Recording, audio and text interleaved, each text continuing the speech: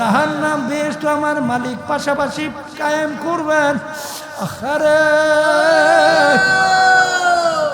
মালিক তো না ফারমানি কইরা কবরে গেছিল, জাহান্নামের আগুনে জ্বলতে জ্বলতে ওর কলিজা শুকাইয়া পানির জন্য ছটফট করে, আরে পেটের কোথায় চিৎকার করে।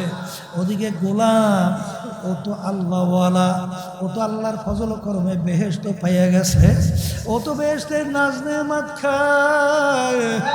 মালিক দেখে আর বলে, গোলাম তোকে আমি কত টিটকারি মারছিলাম, আরে আমি নামাজ পড়ি না, আরে তুই এত কাজ কইরা নামাজ ছাড়ো নাই, আমি তো আল্লাহর হুকুম নবীর তরিকা অনুযায়ী চলি নাই, কিন্তু তোর হুশ থাকতে তুই নবীর তরিকা আল্লাহর হাবিবের রাস্তা ছাড়ো নাই, আল্লাহর হুকুম ছাড়ো নাই। এখন আল্লাহর ওয়াদা অনুযায়ী তো তুই নাজ নেয়ামত বেহেশত পাইয়া গেলি, আমার কলিজা আগুনে জ্বইলা জাহান্নামের, আমার কলিজা দাউ দাউ কইরা জ্বলে, আমাকে একটু বেহেশতের নাজ নেয়ামত দাও। আরে গোলাম ডাক দিয়া বলবে, আরে ও নাফরমান আল্লাহর, আমার মালিক জাহান্নামীদের জন্য বেহেশতের নাজ নেয়ামত আরাম কইরা দিছে। এই জন্য আমার বাজানদেরকে বলবো, পর্দারে মা বোনদেরকে বলবো, হাকিকত সে তো দুনিয়া বেখবর হ্যায়, दुनिया की नुमाइश पर नजर है। दुनिया কিন্তু শান্তির জায়গা না, কেউ কোনোদিন পায় নাই, কেউ কোনোদিন পাবে না। আর দুনিয়া দারুল মেহনে ওয়াল বালা, দুনিয়া কষ্ট ক্লেশের জায়গা, বালা মুসিবতের জায়গা। বাজান এই গরম, এই ঠান্ডা, এই শত্রুর কোনো অভাব নাই, রোগ ব্যাধির কোনো শেষ নাই, সন্তান কথা শুনতে চায় না, স্ত্রী কথা অনুযায়ী চলে না, স্বামী নিয়ম অনুযায়ী চলে না, হারে অশান্তির কোনো শেষ নাই। কেউ শান্তি চাইলে কেউ কোনোদিন শান্তি পাবে না। আর যদি শান্তি মালিকের কাছে চাও, আখিরাতের স্থায়ী শান্তি চাও, যেই শান্তির ভিতরে কোনো ভেজাল নাই। এ দুনিয়াদার পাগল আমার বাবারা, আজকে একটু মাথা ব্যথা করলে সহ্য করা যায় না, পেটে ব্যথা করলে সহ্য করা যায় না, একটা পিঠা দিলে সহ্য করা যায় না, কিন্তু আমার মালিক যে জাহান্নাম তৈরি করছে, ওই জাহান্নামের আগুন এমন তেজের হবে, আল্লাহর হাবিব বলেন দুনিয়ার আগুনের চেয়ে 70 গুণ তেজের আগুন। ওই আগুন শরীরে যে জায়গায় লাগবে, কলিজা পর্যন্ত পয়সা যাবে। আমি বলি নাই, কোনো পীর মুফতি মুহাদ্দিস বলে নাই, আমার আল্লাহ কোরআনুল কারীমের ভিতরে বলেন, নারুল্লাহিল মুকাদাতুল্লাতী তাত্তালিউ আলাল আফইদা। জাহান্নামের আগুন এমন তেজের আগুন হবে, আল্লাহ যে কোনো শরীরের জায়গায় লাগার সঙ্গে সঙ্গে ওই আগুন যাইয়া কলিজা পর্যন্ত পয়সা যাবে। এই আযাব সহ্য করার শক্তি দুনিয়ার কোনো মানুষের নাই। এ ধনী আমার বাবারা, এ বড়লোক আমার বাবারা, মাঝে মাঝে একটু চক্ষু বন্ধ করো, একটু মুরাকাবা করো, এরপর বিল্ডিংয়ের দিকে তাকাও, এরপরে সম্পদের দিকে তাকাও, ক্ষমতার দিকে তাকাও। আমার আব্বাজান রহমাতুল্লাহি আলাইহি বলতেন, বাজান ডাকাইতের দলের সর্দার, ওর কত পাওয়ার, ওর দলীয় লোক কোনো যদি অন্যায় করে অনেক সময় গুলি কইরা পর্যন্ত মাইরাও ফেলে, আরে কত শাস্তি বিভিন্ন ধরনের প্রয়োগ করে। ওর এই মাতুব্বাড়ি সর্দারি কতক্ষণ পুলিশের হাতে অ্যারেস্ট হওয়ার আগ পর্যন্ত। যখন পুলিশের হাতে অ্যারেস্ট হইয়া যায়, ওকে যখন পিটায়, বুট দিয়া পাড়ায়, কোথায় যাইবে ওর সর্দারগিরি, কোথায় যাইবে ওর সারগিরি। ঠিক আমার বাজানদেরকে বলবো, আজকে যারা দুনিয়ার মোহে দুনিয়ায় থাকা অবস্থায় আজকে বড় মেয়া হয়েছেন, ধনী হয়েছেন, আজকে বিভিন্ন ক্ষমতার মালিক হয়েছেন, সম্মানিত হয়েছেন, অনেক মেম্বার, চেয়ারম্যান, এমপি, মিনিস্টার হয়েছেন, অনেক কিছু হওয়ার পরে বাজান আজকে ধরা কে যারা সরাজ্ঞান মনে নাই কইরা, যারা বুক ফুলাইয়ে গলা টান কইরা জমিনে চলেন, এই বাজানদেরকে বলবো, আপনারা এই টাকার গরম, আপনারা এই ক্ষমতার গরম, আপনারা এই দলের গরম, আপনার এই সম্মানের চাহিদা কয়দিন, সে কয়দিন চক্ষু দুইটা আপনার খোলা থাকবে, যখন চিরতরে চক্ষু বন্ধ, সব কিন্তু বন্ধ। এখন তাকাইয়া দেখো, সাদা তিনটা কাপড় দিয়া প্যাঁচ দিছে, সাদা তিনটা কাপড় দিয়া প্যাঁচ দিয়া মাথার ভিতরে, মাজার ভিতরে, পায়ের ভিতরে বাঁধছে, এখন প্যাকেট করিয়া ফেলাইয়া রাখছে। এখন তাকাইয়া দেখো কেমন দেখা যায়। আরে তোমার কোমরের তাগা চাবি কাইটে নিয়ে যায়। আরে সন্তানরা এসে, আত্মীয় স্বজন এসে পাশে কান্দে, ওই আব্বা আব্বা করিয়া চিল্লায়, আব্বা তোমার ডাকে সাড়া দিতে পারে না। এ বড় লোক আমার বাবারা, খুলনার ভিতরে মাহফিলে যাইতাম, আব্দুল্লাহ কইরা একটা যুবক ছেলে প্রতি মাহফিলে প্রায় আমাদেরকে নাস্তা করাইতো। যাইয়া মাহফিলে দেখি আব্দুল্লাহকে দেখি না। আমি জিজ্ঞাসা করি আব্দুল্লাহ কোথায়? বলে হুজুর শোনেন নাই? আমি বলে কি? হুজুর আব্দুল্লাহ তো আর দুনিয়াতে না। আমি বলে কি হইল? বলে হুজুর হঠাৎ স্ট্রোক হইয়া মারা গেল। ওর দুই আড়াই বছরের বাচ্চাটা যখন আব্দুল্লাহর লাশ নিয়ে এসে ঘরের বারান্দায় রাখছে, ওই বাচ্চাটা বাপের লাশের কাছে যাইয়া বারবার ডাক দেয়, আব্বা ওঠো, আব্বা ওঠো। ডাকতে ডাকতে বাচ্চা অস্থির হয়ে গেল, কিন্তু আব্দুল্লাহ তো আর ডাকে সাড়া দেয় না। বাচ্চা বিরক্ত হইয়া বলে, আব্বা ঘুমাইছে, আব্বা তো ওঠে না। এ দুনিয়াদার পাগল আমার বাবারা, কোন দুনিয়ার সম্পদের পিছনে পড়ছ? এই বাংলাদেশের ভিতরে ওই যে বড় ধনী এক ব্যাংকার, ও মারা যাওয়ার পরে লাশ নিয়ে গাড়ির গ্যারেজের ভিতরে ফেলাইয়া রাখছে। বাজান দুই ছেলে বাপের রাইখে যাওয়া সম্পদ নিয়ে মারামারি, কাটাকাটি, ঝগড়াঝাটি করে। ওদিকে বাপের লাশ উইলা পয়সা যাওয়ার উপক্রম হইল। দাফন কাফনের কোনো খবর নাই। এলাকার লোকজন চাঁদা ধইরা তারপর তাকে দাফন কাফনের ব্যবস্থা করলো।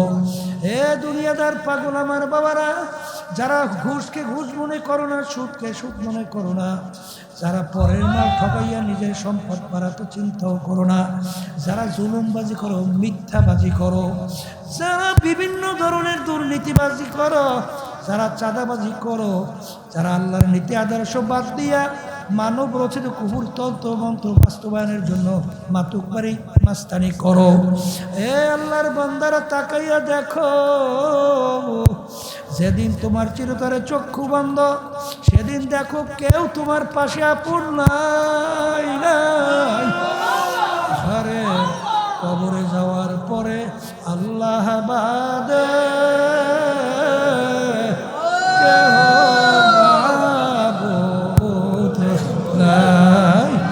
এই জন্য আমার বাজানদেরকে বলবো, পর্দারে মা বোনদেরকে বলবো, বাজান ভালো করে চিন্তা ভাবনা করে কবরে রওনা করো।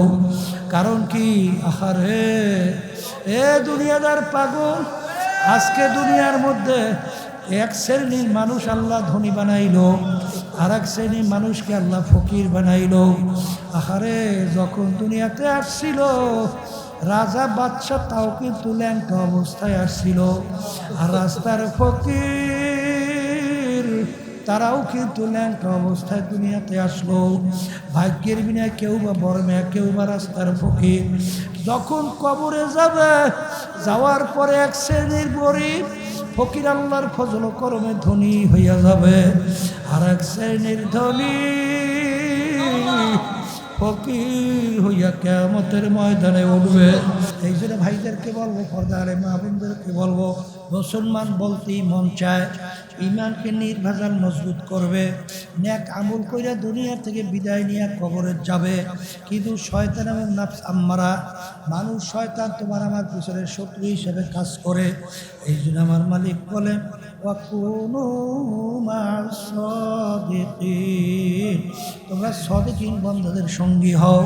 সাদিকিন বান্দাদের সঙ্গী যদি হইতে পারো, আল্লাহর ফজল ও করমে সেই নিয়ম কথা অনুযায়ী যদি চলো, দিন আর দিন তোমাদের দেল নেকির দিকে ঝুঁকবে, ঈমান নির্ভেজাল মজবুত হইতে থাকবে। আল্লাহ রাব্বুল আলামিন আমাদেরকে দুনিয়াতে পাঠাইলেন কেন? আল্লাহ রাব্বুল আলামিন বলেন, আমি যত মাখলুকাত সৃষ্টি করছি, সমস্ত মাখলুকাতগুলো আমি সৃষ্টি করছি আশরাফুল মাখলুকাত মানুষের খেদমতের জন্য। আর মানুষকে আমি সৃষ্টি করছি আমার ইবাদতের জন্য। আর অন্যান্য মাখলুকাত আল্লাহ সৃষ্টি করছেন আমাদের খেদমতের জন্য। এখন ইবাদত কি জিনিস? ইবাদত একটা আরবি শব্দ, উর্দুতে বলে গোলামি, আর বাংলা অর্থ হলো মালিকের হুকুম অনুযায়ী চলা। আমরা নামাজ পড়ি কেন? মালিকের হুকুম পালন করি। আমরা রোজা রাখি কেন? মালিকের হুকুম পালন করি। আমরা হজ জাকাত আদায় করি কেন?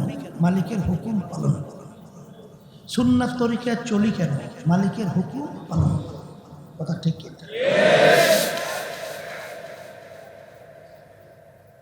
নামাজ পড়া যেরকম নাকি ইবাদত, নামাজ না পড়াও তো ইবাদত। অনেকে বলে না, যেমন নাকি উদাহরণ ফজরের নামাজ, আপনি ফরজ পড়ার পরে সূর্য উঠতেছে, ওই সময় যদি কেউ নামাজ পড়ে সওয়াব হইবে না গুনাহ হইবে? নামাজ তো পড়ছে, গুনাহ পাইছে। রমজান মাসে আমরা রোজা রাখি, আল্লাহর হুকুম পালন করছি, কিন্তু ঈদের দিন যদি কেউ রোজা রাখে সওয়াব হবে না গুনাহ হবে? তা রোজা তো রাখছেন, পাইলেন তো গুনাহ। কারণ কি? ওই রোজাটা মালিকের হুকুম অনুযায়ী হয় না, নামাজটা মালিকের হুকুম অনুযায়ী। যাই হোক, আমাদেরকে আল্লাহ বানাইছেন তার ইবাদতের জন্য।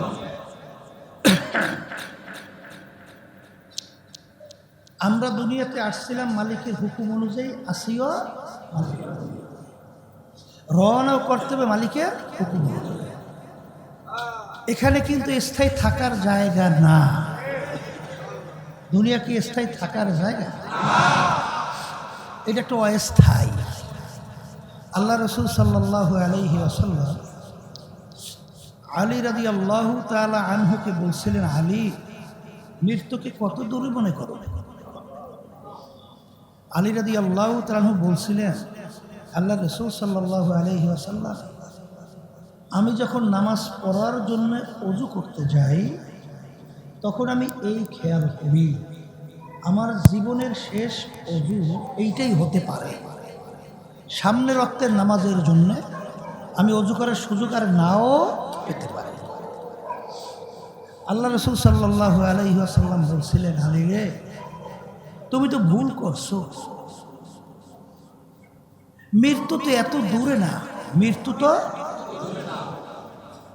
এক নামাজ থেকে অন্য নামাজ আসতে মাঝখানে অনেক সময়ের ব্যবধান। কিন্তু তুমি এই খেয়াল করো, যখন তুমি নামাজের ভিতরে ডান দিকে সালাম ফিরাও, বাম দিকে সালাম ফিরাতে পারি কিনা, এইভাবে খেয়াল। এই হলো দুনিয়া, এই হলো আর আরেকটা জিন্দেগি, যেটা হলো আখিরাতের জিন্দেগি। যেই জিন্দেগির ব্যাপারে আল্লাহ রসুল সাল্লাল্লাহু আলাইহি ওয়াসাল্লাম বুঝাবার জন্যে একটা উদাহরণ দিয়ে বলছিলেন, তামাম দুনিয়া যদি একটা গোডাউন তৈরি করে, পশ্চিম থেকে পূর্ব, উত্তর থেকে দক্ষিণ, জমিন থেকে আসমান, এই পুরা গোডাউন যদি সরিষা দিয়ে ভইরা রাখো, আর একটা পাখিকে যদি বলো হে পাখি একটা সরিষার দানা খাবা, আবার 500 বছর পরে আর একটা সরিষার দানা খাবা। এইবার 500 বছর পর পর একটা সরিষার দানা খেতে খেতে একদিন না একদিন এই দুনিয়ার সরিষা গোডাউন সব শেষ হবে। কিন্তু আল্লাহ রাসূল সাল্লাল্লাহু আলাইহি ওয়াসাল্লাম বলেন আখিরাতের জিন্দেগিটা শুরু হবে আর কোনো দিন শেষ হবে না। এখন কথা হলো মরণ তো লাগবে, মরণ। তা মরার পরে কি হবে? আল্লাহ রাব্বুল আলামিন ওই সত্য কোরআনুল কারীমের মধ্যে আল্লাহ আগেই জানাইয়া দিয়েছেন, ফারিকুন ফিল জান্নাতি ওয়া ফারিকুন ফিস সাঈর। আমি মরার পরে মানুষগুলোকে দুইটা ভাগে ভাগ করব। কয় ভাগে? এক শ্রেণীর মানুষ আমি তাদেরকে পুরস্কৃত করে আমার স্থায়ী শান্তির জায়গা তৈরি করছি আমার বান্দা বান্দীদের জন্য, বেহেশত। যেই বেহেশত এত সুন্দর, এত আরামদায়ক, আল্লাহ রাসূল সাল্লাল্লাহু আলাইহি ওয়াসাল্লাম বলেন এত সুন্দর কেউ কোনোদিন চোখে দেখে নাই, কানেও শোনে নাই, কল্পনায়ও আসে নাই, তার চেয়েও সুন্দর। আর এক শ্রেণীর মানুষকে আমি শাস্তির জায়গা তাদের জন্য বানায় রাখছি, যে শাস্তির জায়গার নাম হলো জাহান্নাম। এত ভয়াবহ শাস্তির জায়গা, যেই শাস্তির জায়গা কেউ কোনোদিন ভয়াবহ দেখে নাই, কানেও শোনে নাই, কল্পনায়ও আসে নাই, তার চেয়েও কঠিন। আল্লাহ আপনি আমাকে আমাদের সবাইকে এই শাস্তির জায়গা থেকে, জাহান্নাম থেকে আমাদেরকে মুক্তি দান করে। তাহলে এখন মরার পরে মানুষগুলোকে আল্লাহ ভাগ করবে কয় ভাগে? দুই ভাগে। একভাবে তার স্থায়ী শান্তির জায়গা বেহেশত, আর এক জায়গা হলো শাস্তির জায়গা জাহান্নাম। কথা ঠিক কি? এখন স্থায়ী শান্তির জায়গা বেহেশতে যাওয়ার জন্যে কি লাগে? ওই কোরআনুল কারীমের ভিতরে আল্লাহ রাব্বুল আলামিন বলছেন, ইন্নাল্লাযীনা আমানু ওয়া আমিলুস সালিহাত কানাত লাহুম জান্নাতুল ফিরদাউস নুজুলা। বেহেশতে যারা যাইতে চাও তাদের দুনিয়ায় থাকা অবস্থায় দুইটা কাজ করে আসতে হবে। কয়টা কাজ? একটা হলো ঈমান আনতে হবে, আর একটা হলো নেক আমল করতে হবে। কয়টা কাজ বলেন? ঈমান, নেক আমল। কথা ঠিক আছে? এখন ঈমানটা কেমন হবে? ওই কোরআনুল কারীমে আল্লাহ রাব্বুল আলামিন অন্য আয়াতে বলতেছেন, আমিনু কামা আমানান নাস। তোমাদের ঈমানের ধরনটা হবে সাহাবায়ে কেরাম যেভাবে ঈমান আনছিল। ঈমানের ধরনটা কেমন হবে? সাহাবায়ে কেরাম যেভাবে ঈমান আনছিল। এখন সাহাবায়ে কেরামদের ঈমানটা ছিল কেমন, এইটা আমাদের জানতে হবে। ঈমান মানে বিশ্বাস, ঈমান মানে বিশ্বাস। আচ্ছা, তাদের ঈমান কেমন ছিল? একটা উদাহরণ দেই। খালিদ বিন ওয়ালিদ রাদিয়াল্লাহু তাআলা আনহু, তাকে কাফেরের জাত বলতেছিল, খালেদ তোর আল্লাহর নাকি এত পাওয়ার, আর বিসমিল্লাহর নাকি এত পাওয়ার, এক পেয়ালা বিষ নিয়ে আস, এই বিষ খাইয়ে হজম করে দেখাতে পারবে? খালিদ বিন ওয়ালিদ রাদিয়াল্লাহু তাআলা আনহু বলতেছেন, বিষের কোনো শক্তি নাই, সমস্ত ক্ষমতা শক্তি আল্লাহ। এখন ঘটনা হলো, হাসানাতুল আবরারে সাইয়্যাতুল লিল মুকাররাবিন। আল্লাহর যারা নৈকট্যে পৌঁছে যায়, আল্লাহর যারা নৈকট্যে পৌঁছে যায়, গোপন একটা সম্পর্ক আল্লাহর সঙ্গে তৈরি, এদের কাজটা অনেকাংশে আমরা যারা সাধারণ আছি আমাদের ওইটা ন্যায়, আমাদের কি ন্যায়, কিন্তু তাদের জন্য ওইটা গুনাহ, তাদের জন্য ওটা কি। এখন ওই যে বাইদিস বুস্তামি রহমতুল্লাহি আলাইহি ঠান্ডা দুধ খাইছি, তার পেট খারাপ হয়েছে, বলতেছে ঠান্ডা দুধের কারণে মানে পেট খারাপ হয়েছে। মালিক ডাক দিয়ে বলে, ভাইজি তোমার পেট খারাপ ক্ষমতা কি ঠান্ডা দুধে না আমি আল্লাহ? সূক্ষ্ম সেরেক করল না কেন? কিন্তু আমরা যদি বলি আমাদের তো গুনাহ হবে না, কারণ আল্লাহ রাব্বুল আলামিন এক একটা জিনিসের মধ্যে এক একটা ক্রিয়া রাখছে না। তাহলে পচা খাদ্য খাইয়ে যদি পেট খারাপ হয়, এটা আল্লাহ এর মধ্যে নিয়ম রাখছে না পচা খাদ্য পেট খারাপ করে? কথা কয় না? জামাল গোটা আছে না, জামাল গোটা, জামাল গোটার ক্রিয়া হইল খাইলে পেট পানির মতো মাত্র, এর একটা ক্রিয়া আছে না। এখন আমরা যদি বলি এটা পেট খারাপ করে, আমাদের গুনাহ হবে? কিন্তু যারা আল্লাহর নৈকট্যে পৌঁছে গেছে, যাদের আল্লাহর সঙ্গে গোপনে সম্পর্ক তৈরি হয়েছে, তাদের জন্য এটা গুনাহ হয়ে যাবে। কেন? যখন নাকি বলছে খালেদ, খালেদ বিন ওয়ালিদ, তোমার খোদার বলে এত পাওয়ার, তাহলে বিষ খেয়ে হজম করে দেখাতে পারো? গোপনে মালিকের সঙ্গে সম্পর্ক তৈরি হয়ে গেছে। মালিক হয়তো ডাক দিয়ে বসে, খালেদ অসুবিধা নেই, খা। বিসমিল্লাহির রহমানির রহিম বইলেই এক পেয়ালা বিষ ঢকঢক করে গিলে খাই ফেলে, কিছু হয় না। এখন এইটা দেখে আবার কেউ বিষ খাইয়েন না, আল্লাহ রাব্বুল আলামিন বিষের কিনেই রাখছে হলো মরণ, আছে না? কিন্তু যাদের সঙ্গে মালিকের সম্পর্ক গোপন তৈরি হয়ে গেছে, সিগন্যাল পাইছে, ব্যাপার আলাদা। কথাটা বুঝাতে পারছি? তাহলে যেই কথা বলতে চাইছিলাম, তাদের ইমানটা ছিল এইরকম মজবুত। ওমর ফারুক রাদিয়াল্লাহু তাআলা আনহু, ওমর ফারুক রাদিয়াল্লাহু তাআলা আনহু, তিনি শাসন পরিচালনাকালীন নীল নদ তার আওতার ভিতরে এসে গেছে না। নীল নদের একটা নিয়ম ছিল, প্রতি বছর একটা সময় শুকিয়ে যায়। নিয়ম ছিল একটা যুবতী সুন্দরী মেয়েকে ওই নীল নদীর ভিতরে যদি বলি দেওয়া দিত জবাই, তাহলে নীল নদীতে পানি আসতো, নালে পানি আসতো।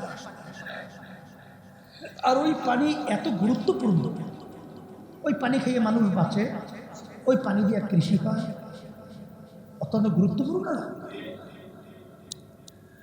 তাই যখন নাকি ওমর ফারুক রাদিয়াল্লাহু তাআলা আনহু তার পরিচালনার মধ্যে নীল নদী এসে গেছে, তার নিয়ম অনুযায়ী নীল নদীর পানি কি করছে? শুকিয়ে গেছে। কি হয়েছে? এখন পানি আসার জন্য নিয়ম কি? যুবতী একটা সুন্দরী মেয়েকে বলি বলি জবাই। ইসলামে জায়েজ আছে না? জায়েজ নাই? তাহলে জায়েজ যদি না থাকে, এত লক্ষ লক্ষ মানুষ পানির পিপাসায় অভাবে হয়তো মারা যাবে, অথবা এই পানি দ্বারা ফসল হবেও না, না খাইয়ে মরবে।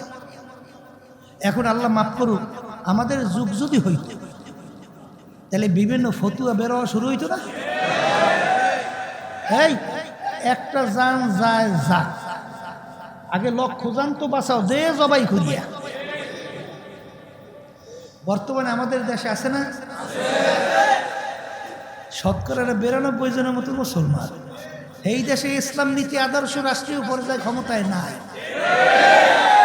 তখন বিভিন্ন ফতুয়া বাইরে না, না বাইরে না, এই ফতুয়া দিয়ে দিয়ে বলে না যে মন্দির ভালো, অমুক প্রমুখ সমূহ, এইটা বলতে বলতে করতে করতে ইসলাম ধ্বংস, ইসলামী শক্তির উত্থান হয় না।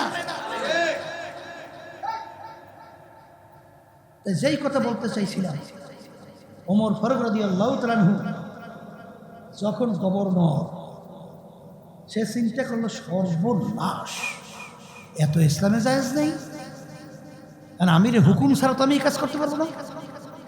আমির কাছে সংবাদ পৌঁছেছে, আমি এই ঘটনা নীল নদী শুকাইছি, যুবতী একটা সুন্দরী মেয়েকে বলি না দিলে পানিও আসবে না, আর পানি না আসলে মানুষ না খেয়ে মারাও যায়, করার কি? আমির কথার কথা বলতেছে, বলো কি? তাইলে একটা মেয়ে জবাইয়ের মধ্যে পানি আসা না যাওয়ার ক্ষমতা, আমার আল্লাহর ক্ষমতা কোথায়? এর নাম হলো ঈমান, এর নাম হলো ঈমান। ওমর ফারুক রাদিয়াল্লাহু তাআলা আনহু ওই নীল নদীর কাছে চিঠি লেখে, চিঠি। আমাদের যুগে যদি আল্লাহ মাফ করুক, আমরা দেখতাম গাছের কাছে চিঠি লেখে, নদীর কাছে চিঠি লেখে, তাহলে আমরা কি মন্তব্য করি? পাগলের দল। কি দল? পাগলের দল। নদীর কাছে চিঠি লেখে, এখনো সুস্থ মানুষ। কিন্তু ওমর ফারুক রাদিয়াল্লাহু তাআলা আনহু চিঠি লেখার পরে বলতেছে, যাও এই চিঠি নিয়ে নদীর ভিতরে ফালাও। চিঠি কি লেখছে? লেখছে, হে নীল নদী, তুমি যদি আল্লাহর হুকুমে জারি হও তাহলে জারি হইয়া যাও, আর যদি আল্লাহর হুকুমে তুমি জারি না হও, তোমার পানি আমাদের লাগবে না। কারণ আমাদেরকে সৃষ্টি করছেন আল্লাহ, বাসাই না মারুই না মালিক আল্লাহ, রিজিক দেওয়ার মালিক আল্লাহ, ওর কোনো ক্ষমতা নাই। যা নীল নদী, তুই যদি পানি না উঠাও তাইলে তুই দিস না, মালিক ব্যবস্থা নেবে। যাও চিঠি নিয়ে নদীতে ফালা। চিঠি ফালাইতে কথার কথা দেরি, ফালাবার সঙ্গে সঙ্গে এই পানি এসে নীল নদী পানিতে সুমসুম করে ভইয়া, নীল নদী পানিতে পরিপূর্ণ। ওই যে নীল নদী পানিতে ভরছে, আজ পর্যন্ত আর শুকায় নাই। এর নাম হলো ঈমান। সাহাবায়ে কেরামদের ঈমান কেমন ছিল? এই বর্তমানে নামাজও পড়ে ঘুষও খায়, নামাজও পড়ে সুদও খায়, নামাজও পড়ে ব্যবসার সঙ্গে সুদের সঙ্গে জড়াইয়া থাকে, নামাজও পড়ে আবার বিভিন্ন ধরনের জুলুম, চাঁদাবাজি, টেন্ডারবাজি, দুর্নীতি, বিভিন্ন ধরনের আচরণ করে, কি করে না? আবার নামাজও পড়ে। কিন্তু আল্লাহ রাব্বুল আলামিন বলে, ওয়াজতানিবুত তাগুত, তোমরা তাগুত থেকে পরহেজ করো, বাঁচো। তাগুত কাকে বলে? তাগুতের ভিতরে সবচেয়ে একটা বড় তাগুত হলো মানব রচিত কুফরি তন্ত্রমন্ত্র আইন। তাগুতের ভিতরে একটা বড় তাগুত। আল্লাহ বলছেন, ওয়াজতানিবুত তাগুত, তোমরা তাগুত থেকে পরহেজ করো, বাঁচো। কথা ঠিক কিনা? আচ্ছা, ওদিকে দেখবেন আবু বকর সিদ্দিক রাদিয়াল্লাহু তাআলা আনহু গোলাম আজাদ করার পরে গোলামকে বলছিল মাঝে মাঝে খাদ্য নিয়ে আসতে, বলে নিয়ে আইসো, মাঝে মাঝে খাদ্য নিয়ে আস। জিজ্ঞাসা করে, কিভাবে খাইছো? আমায় করছো কিভাবে? হযরত এইভাবে এইভাবে। যখন দেখতেন হালাল তখন তিনি এটা খাইতেন। একদিন পেটেও বড় ক্ষুধা, গোলাম খাদ্যও নিয়ে আসে, জিজ্ঞাসা না কইরা। অন্যান্য সময় দেখছে হালাল উপায় তো আনে, জিজ্ঞাসা না করে খেয়ে গেছে। গোলাম বলতেছে, হযরত আপনি তো অন্যান্য সময় না জিজ্ঞাসা করে খান না, তা আজকে আপনি জিজ্ঞাসা না করে খাদ্য খাইয়ে ফেললেন। বলে, তুমি তো সব সময় দেখছি হালাল উপায় তো খাদ্য আনে, আজকে পেটেও বড় ক্ষুধা আর মনেও করছে হালাল উপায় তো আনছো, এই জন্য খাইয়ে ফেলছি। বলো তুমি কিভাবে কামাই করছো? তখন গোলাম বলতেছে, হযরত আমি যখন কাফেরদের অন্তর্ভুক্ত ছিলাম, জাদুবিদ্যার মাধ্যমে একটা লোককে তদবির করছিলাম, ওই লোকটা তদবিরে ভালো হয়েছে, ওই বিনিময়ে আমাকে এই খাদ্য দিছে। তখন আবু বকর সিদ্দিক রাদিয়াল্লাহু তাআলা আনহু বলতেছেন, ইন্না লিল্লাহ ইন্না লিল্লাহ। জাদুবিদ্যার মাধ্যমে তদবির করা কামাই সম্পূর্ণ হারাম, তুমি তো আমাকে হারাম খাওয়াইছো। এই কথা বইলা গলায় আঙ্গুল দেওয়া শুরু করছে। পেটেও ক্ষুধা, বলতে গেলে খাদ্য চলে গেছে পাকস্থলিতে, খাদ্য উঠতে চায়, ওদিকে চেহারা বিবরণ হয়ে গেছে। লোকেরা বলে হযরত আপনি তো না যাই না খাইছেন, আল্লাহ তো মাফ করে দেবেন, আপনি এত নিজের কষ্ট দেন কেন? ইমান কি? বলতেছে হে আমার সাহাবারা, হে আমার সঙ্গীরা, হে আমার সাথীরা, আল্লাহ রসুল সাল্লাল্লাহু আলাইহি ওয়াসাল্লাম বলছিলেন, আল্লাহ রসুল সাল্লাল্লাহু আলাইহি ওয়াসাল্লাম বলছিলেন, যেই হারাম মালের দ্বারা, বলেন যেই হারাম মালের দ্বারা রক্ত এবং গোশত তৈরি হবে, তার জায়গা জাহান্নাম ছাড়া হবে না। এর জন্যে আমি আমার খাদ্য এই পেটে হজম হওয়ার আগে, আমি দুনিয়া থেকে বিদায় হলে আমার আফসোস নাই, কিন্তু এই খাদ্য আমি আমার পেটে হজম হতে দেব না। লোকেরা পরামর্শ দিল হজরত পেট ভইরে পানি খান, বলে আঙ্গুল দিলে পানির বমি হবে, খাদ্য বের হয়ে আসবে। পেট ভইরে পানি খেয়ে আঙ্গুল দিচ্ছে, বমি হয়ে গেছে, খাদ্য বের হয়ে আসছে। বলেন আলহামদুলিল্লাহ। এই ছিল তাদের ঈমান। আর নামাজ তো পড়ে অনেকে, কিন্তু ঘুষ তো ছাড়ে না, সুদ খাওয়া তো ছাড়ে না, এই ধোকাবাজি করে ব্যবসায় ধোকাবাজি করতে তো ভুল করে না, বিভিন্ন মানুষের মাল ঠকাইয়া নিজের সম্পদ বাড়াইতে তো চিন্তা করে না। আজকেও শুনতেছিলাম একজনে বলতেছ, একজন আলেম মন্তব্য করতেছে, এক শ্রেণীর এরকম আছে লক্ষ টাকার নিচেও তাদেরকে ক্রয় করা যায়, মানে লক্ষ টাকা পাইছে তো ইমান এদিক ওদিক হয়ে যায়, তখন বিভিন্ন ফতুয়া বের হয়, ব্যাখ্যা বের হয়, কত কিছু বের হয়। কথা ঠিক কিনা? আল্লাহর বান্দা, হুব্বু ফিল্লাহ বুগযু ফিল্লাহ, হুব্বু ফিল্লাহ বুগযু ফিল্লাহ। কিয়ামতের ময়দান যেদিন কোনো ছায়া, আল্লাহর স্পেশাল আরশের ছায়া ছাড়া থাকবে না, একমাত্র আমার মালিকের স্পেশাল আরশের ছায়া ছাড়া অন্য কোনো ছায়া থাকবে না। সেদিন 7 প্রকার লোককে আল্লাহ রাব্বুল আলামিন ডাইকা ডাইকা তার স্পেশাল আরশে ছায়াদান করবে। কয় প্রকার?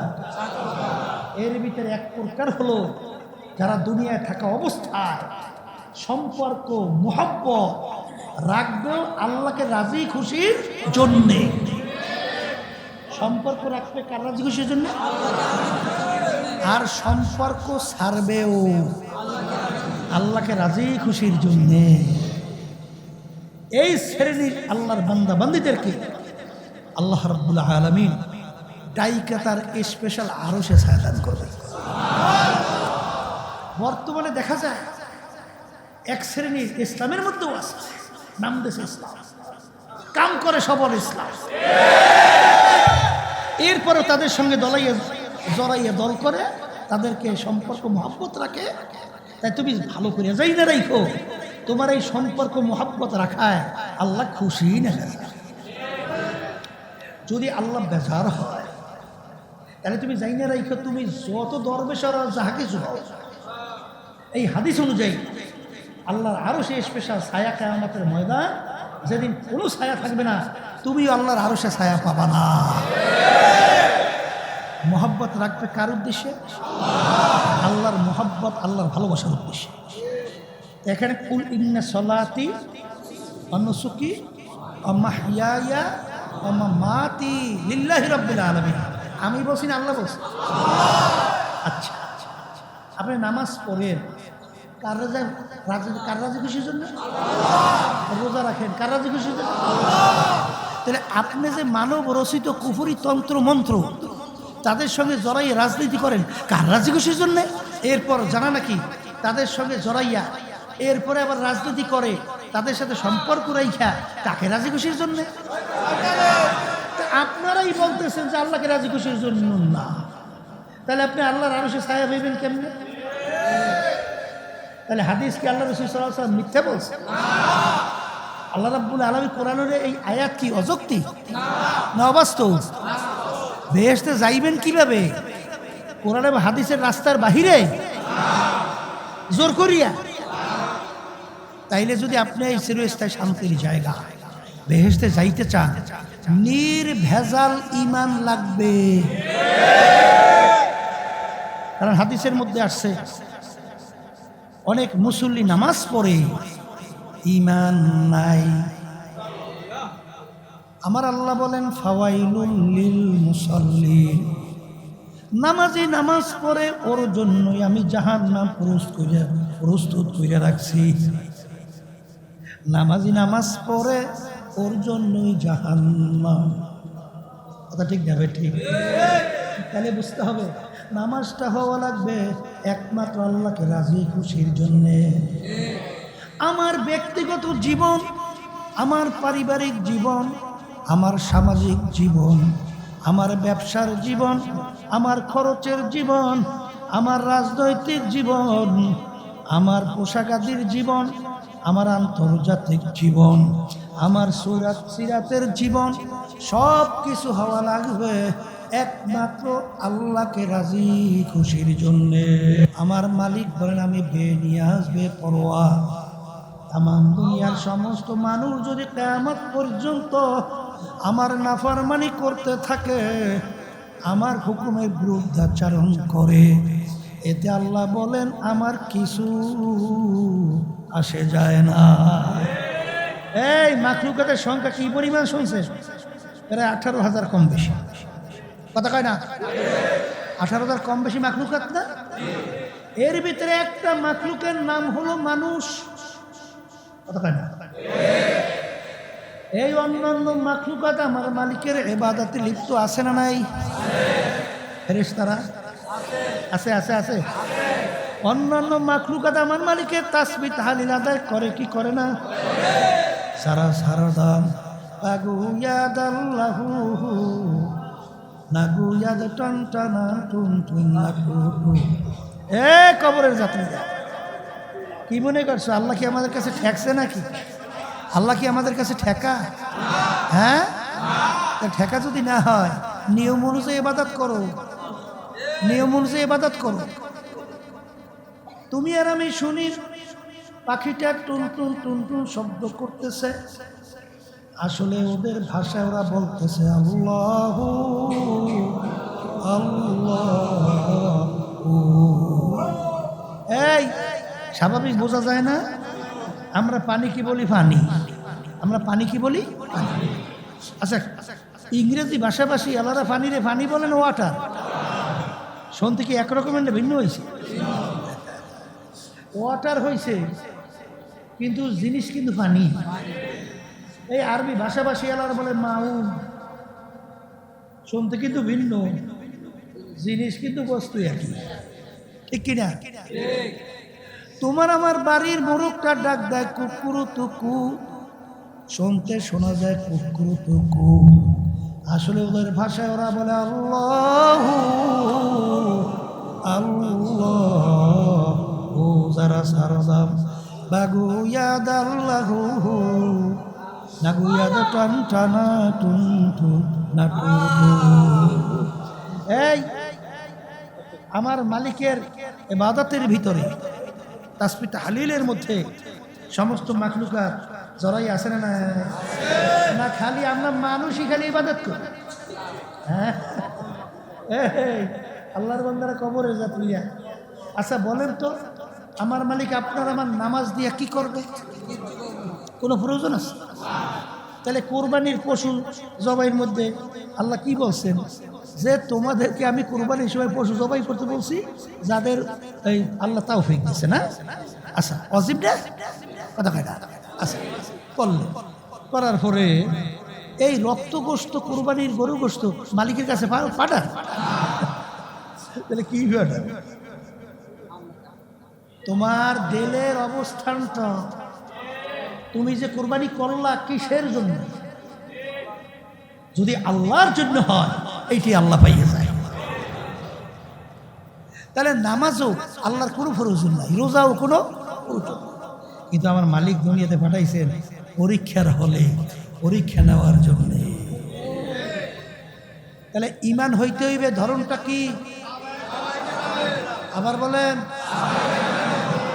তাইলে বোঝা গেল যে ইমানের ধরন হইতে হবে সাহাবায়ে কেরামদের নির্ভেজাল স্বচ্ছ ইমান যদি থাকে, আল্লাহর হাবিব বলেন আখলিস দীনাকা ইয়াকফিকা আমালুল কলিল।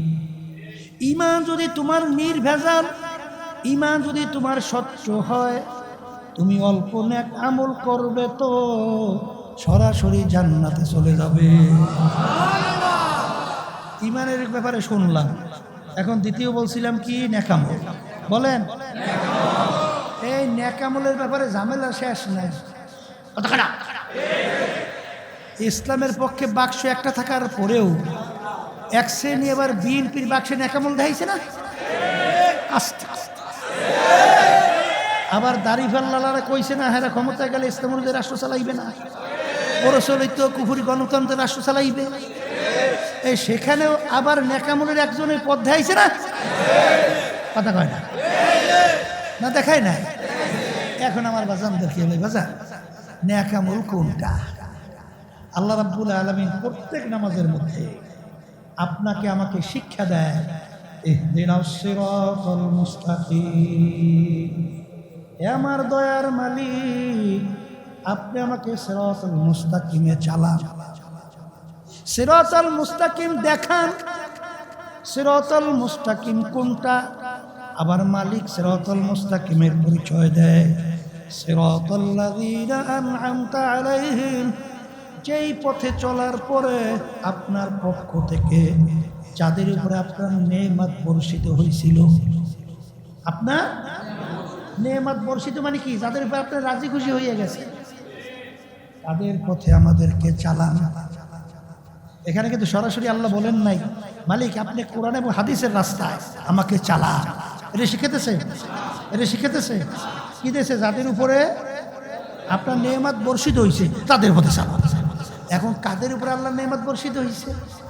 আল্লাহ রাব্বুল আলামিন কোরআনুল কারীমের ভিতরে তাদের পরিচয় দিয়েছে, মিনান নাবিয়্যিনা ওয়াস সিদ্দিকিনা ওয়াশ শুহাদাই ওয়াস সালিহিন ওয়া হাসুনা উলাইকা রাফিকা। আল্লাহ রাব্বুল আলামিন পরিচয় দিয়েছেন যে আমি কাদের উপরে রাজি খুশি হয়েছি, কাদের উপর আমার নেয়ামত বর্ষিত হয়েছে। বলেন নবী রাসূলদের উপরে, বলেন সিদ্দিকিনদের উপরে, বলেন শুহাদায়ে কেরামদের উপরে, বলেন তাদের ধারাবাহিকতায় কিয়ামত পর্যন্ত নেককার পরহেজগার আল্লাহ ওয়ালাদের উপরে আল্লাহর নেয়ামত বর্ষিত হয়েছে। এখন বুঝতে হবে, বলেন নবী রাসূলদের আমল, বলেন সিদ্দিকিনদের আমল, বলেন শুহাদায়ে কেরামদের আমল, বলেন তাদের ধারাবাহিকতায় নেককার পরহেজগারদের আমল। আমল মানে কাজ, এই কাজটাই হলো নেক কাজ। এদের কাজটাই কি?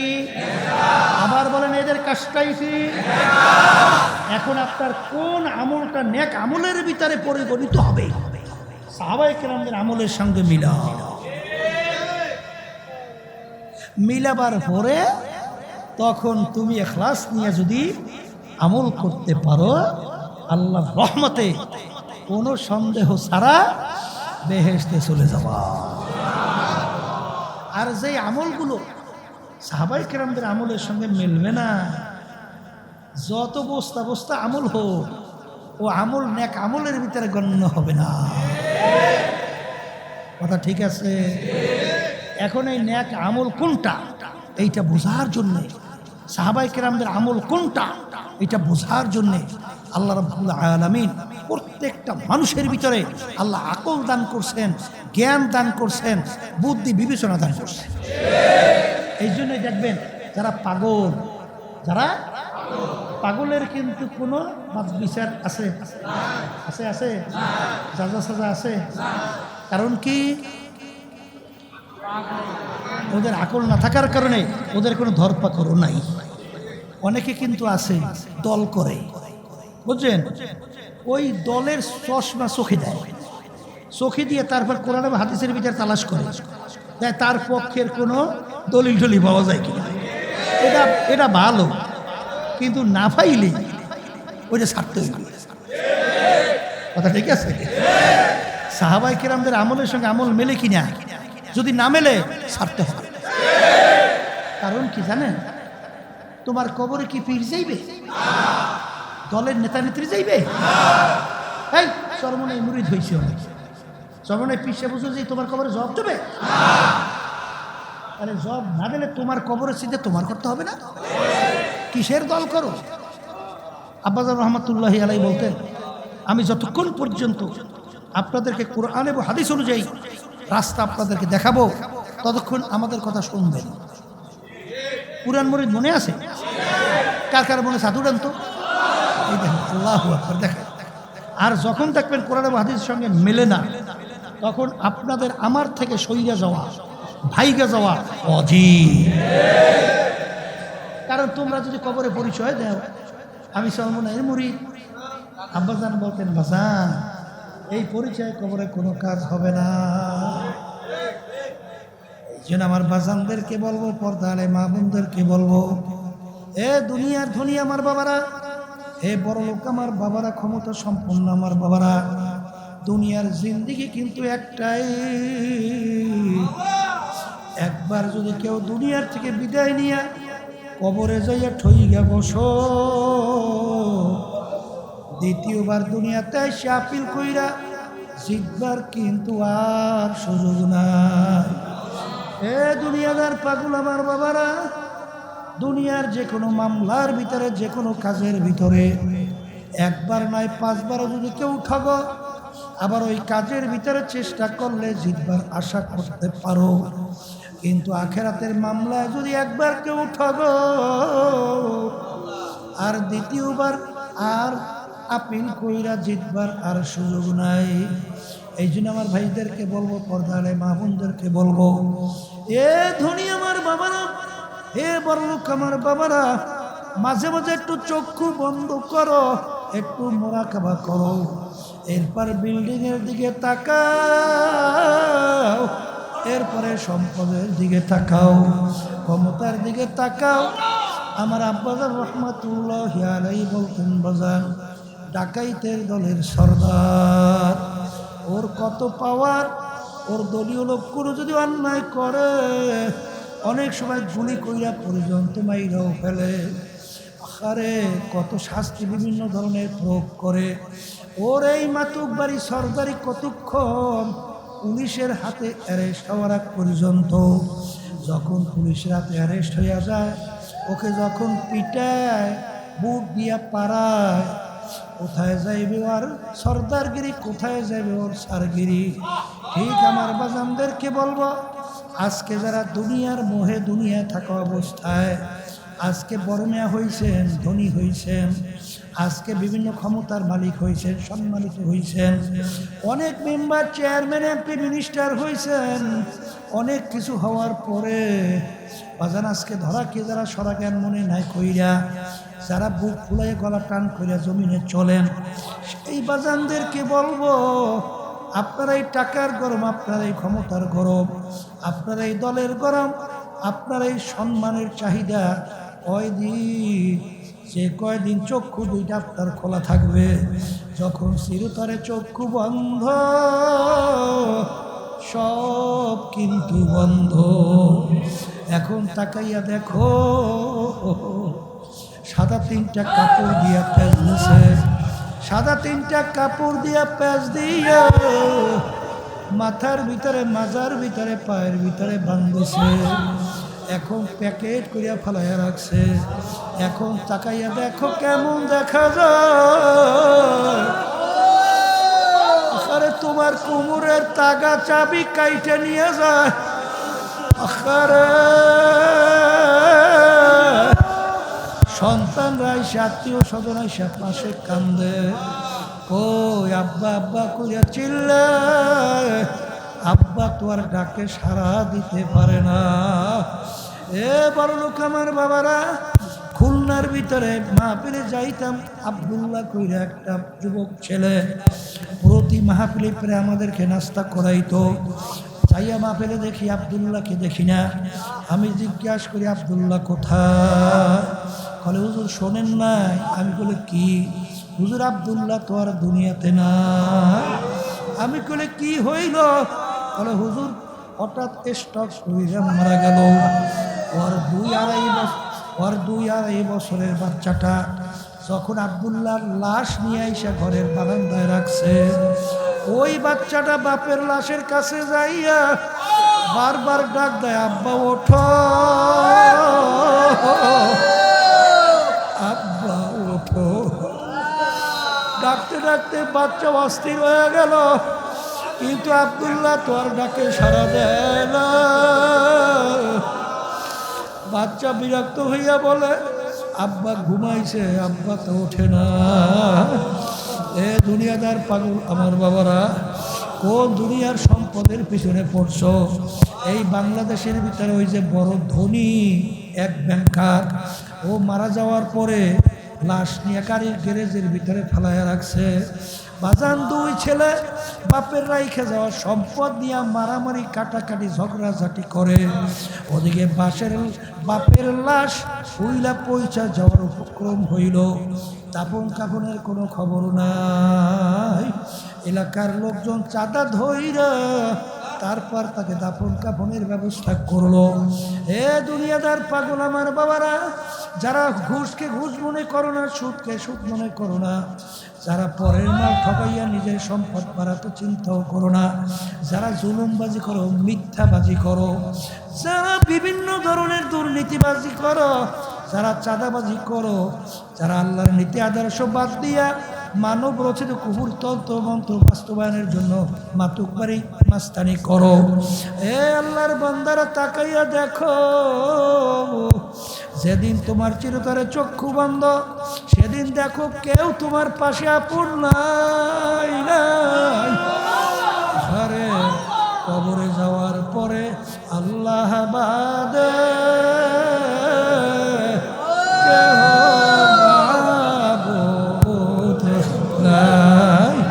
এই জন্য আমার বাজানদেরকে বলবো, পর্দারে মা বোনদেরকে বলবো, বাজান ভালো করে চিন্তা ভাবনা করে কবরে রওনা করো। কারণ কি, আহারে এ দুনিয়াদার পাগল, আজকে দুনিয়ার মধ্যে এক শ্রেণীর মানুষ আল্লাহ ধনী বানাইলো, আর এক শ্রেণীর মানুষকে আল্লাহ ফকির বানাইলো। আহারে যখন দুনিয়াতে আসছিল রাজা বাদশা, তাও কিন্তু ল্যাংটা অবস্থায় আসছিল, আর রাস্তার ফকির তারাও কিন্তু ল্যাংটা অবস্থায় দুনিয়াতে আসলো। ভাগ্যের বিনা কেউ বা বড় মেয়ে, কেউ বা রাস্তার ফকির। যখন কবরে যাবে, যাওয়ার পরে এক শ্রেণীর গরিব ফকির আল্লাহর ফজল করমে ধনী হইয়া যাবে, আর এক শ্রেণীর ধনী ফকির হইয়া কিয়ামতের ময়দানে উঠবে। জাহান্নাম বেহেশত আমার মালিক পাশাপাশি কায়েম করবেন। আহারে মালিক তো না ফারমানি কইরা কবরে গেছিল, জাহান্নামের আগুনে জ্বলতে জ্বলতে ওর কলিজা শুকাইয়া পানির জন্য ছটফট করে, আরে পেটের কোথায় চিৎকার করে। ওদিকে গোলাম, ও তো আল্লাহওয়ালা, ও তো আল্লাহর ফজল করমে বেহেশত পাইয়া গেছে, ও তো বেহেশতের নাজ নেয়ামত খায়। মালিক দেখে আর বলে, গোলাম তোকে আমি কত টিটকারি মারছিলাম, আরে আমি নামাজ পড়ি না, আরে তুই এত কাজ কইরা নামাজ ছাড়ো নাই, আমি তো আল্লাহর হুকুম নবীর তরিকা অনুযায়ী চলি নাই, কিন্তু তোর হুশ থাকতে তুই নবীর তরিকা আল্লাহর হাবিবের রাস্তা ছাড়ো নাই, আল্লাহর হুকুম ছাড়ো নাই। এখন আল্লাহর ওয়াদা অনুযায়ী তো তুই নাজ নেয়ামত বেহেশত পাইয়া গেলি, আমার কলিজা আগুনে জ্বইলা জাহান্নামের, আমার কলিজা দাউ দাউ কইরা জ্বলে, আমাকে একটু বেহেশতের নাজ নেয়ামত দাও। আরে গোলাম ডাক দিয়া বলবে, আরে ও নাফরমান আল্লাহর, আমার মালিক জাহান্নামীদের জন্য বেহেশতের নাজ নেয়ামত আরাম কইরা দিছে। এই জন্য আমার বাজানদেরকে বলবো, পর্দারে মা বোনদেরকে বলবো, হাকিকত সে তো দুনিয়া বেখবর হ্যায়, দুনিয়া কে নুমাইশ পর নজর হয়। দুনিয়া কিন্তু শান্তির জায়গা না, কেউ কোনোদিন পায় নাই, কেউ কোনোদিন পাবে না। আর দুনিয়া দারুল মেহনে ওয়াল বালা, দুনিয়া কষ্ট ক্লেশের জায়গা, বালা মুসিবতের জায়গা। বাজান এই গরম, এই ঠান্ডা, এই শত্রুর কোনো অভাব নাই, রোগ ব্যাধির কোনো শেষ নাই। সন্তান কথা শুনতে চায় না, স্ত্রী কথা অনুযায়ী চলে না, স্বামী নিয়ম অনুযায়ী চলে না। হারে অশান্তির কোনো শেষ নাই। কেউ শান্তি চাইলে কেউ কোনোদিন শান্তি পাবে না। আর যদি শান্তি মালিকের কাছে চাও, আখিরাতের স্থায়ী শান্তি চাও, যেই শান্তির ভিতরে কোনো ভেজাল নাই। এ দুনিয়াদার পাগল আমার বাবারা, আজকে একটু মাথা ব্যথা করলে সহ্য করা যায় না, পেটে ব্যথা করলে সহ্য করা যায় না, একটা পিঠা দিলে সহ্য করা যায় না। কিন্তু আমার মালিক যে জাহান্নাম তৈরি করছে, ওই জাহান্নামের আগুন এমন তেজের হবে, আল্লাহর হাবিব বলেন দুনিয়ার আগুনের চেয়ে 70 গুণ তেজের আগুন। ওই আগুন শরীরে যে জায়গায় লাগবে, কলিজা পর্যন্ত পয়সা যাবে। আমি বলি নাই, কোনো পীর মুফতি মুহাদ্দিস বলে নাই, আমার আল্লাহ কোরআনুল কারীমের ভিতরে বলেন, নারুল্লাহিল মুকাদাতুল্লাতী তাত্তালিউ আলাল আফইদা। জাহান্নামের আগুন এমন তেজের আগুন হবে, আল্লাহ যে কোনো শরীরের জায়গায় লাগার সঙ্গে সঙ্গে ওই আগুন যাইয়া কলিজা পর্যন্ত পৌঁছা যাবে। এই আযাব সহ্য করার শক্তি দুনিয়ার কোনো মানুষের নাই। এই জন্য আমার বাজানদেরকে বলবো, পর্দারে মা বোনদেরকে বলবো, আমার মালিক যখন মাহফিলে নিয়ে আসছেন, আমার মালিক বড় দয়ার, আমার মালিক বড় মায়া। আমার মালিক তো অপেক্ষায় থাকে কখন বন্দাবন্দি সেজদায় পড়িয়া আমাকে আল্লাহ বইলা ডাক দেবে, আর আমি ডাকে সাড়া দেব, আর আমার রহমতের কোলের মধ্যে ওদেরকে টাইনা জায়গা দিয়া দেব। এই জন্য ভাইদেরকে বলবো, পর্দারে মা বোনদেরকে বলবো, মুসলমান বলতেই মন চায় ইমানকে নির্ভেজাল মজবুত করবে, নেক আমল কইরা দুনিয়া থেকে বিদায় নিয়ে কবরে যাবে। কিন্তু শয়তান এবং নাফস আম্মারা, মানুষ শয়তান তোমার আমার পিছনে শত্রু হিসেবে কাজ করে।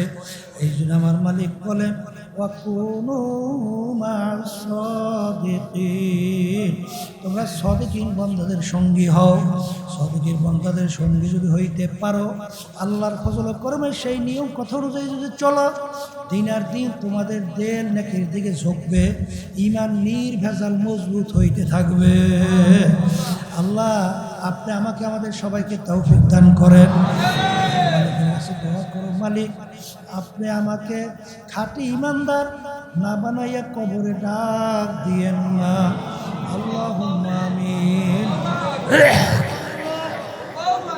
এ ঘরের লোকেরা হাত উঠা, গুনার কথা মনে করো, দু চোখের পানি ফেলো, মালিকের দরবারে কান্দো।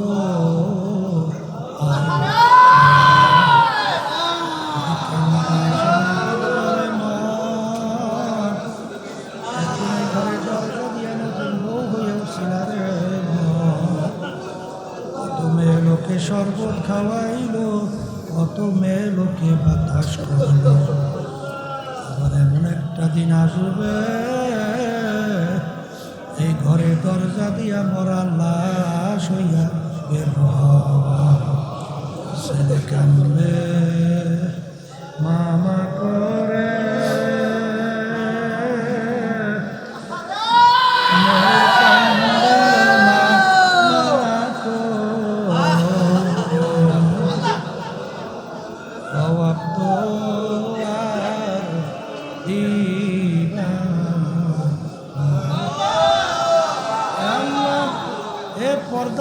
মা বোনেরা, দুই চোখের পানি ফালাও, গুনার কথা মনে করো, মালিকের ব্যাপারে কান্দো। যদি কান্না না আসে মানুষের ধরে মন, একদিনে ঘরের দরজা দিয়ে নতুন বউ হইয়া উঠছো, আবার মরার লাশ হইয়া একদিনে ঘরের দরজা দিয়ে। আল্লাহ আমাদের আম্মা বাপ্রিয় সবাই যারা ওই অন্ধকার কবর শুয়ে রয়েছে, সবার কবরকে বেহেশতের বাগান বানায়া দেন। আল্লাহ মা বাবার হেদায়েতের জরিয়া বানায়া দিয়েন। আল্লাহ হককে আমাদের কাছে হক হিসেবে প্রকাশ করে দেন, বাতিলকে বাতিল হিসেবে প্রকাশ করে দেন। সুবহান রাব্বিকা রাব্বিল ইজ্জাতি আম্মা ইয়াসিফুন, সালামুন আলাল মুরসালিন।